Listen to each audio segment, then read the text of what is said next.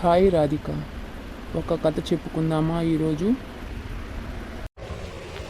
సరే నాన్న, చెప్పుకుందాం. అయితే విను. రవి రోజు అద్దం ఎదుట నిలబడి తన రూపాన్ని చూసేవాడు.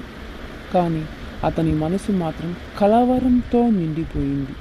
ఒకరోజు అతని అక్క చిన్న అద్దాన్ని తెచ్చి రవికి చూపించింది. అది విరిగిన అద్దం. అందులో నీ ముఖం మొత్తం కనిపించదు, కానీ నిజమైన భావాలు మాత్రం చూపిస్తుంది అద్దం.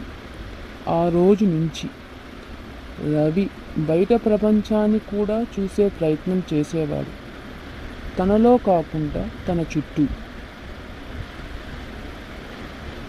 బాగుందా? దీనికి భావన కూడా ఉంది. చెప్పు నాన్న. అయితే భావన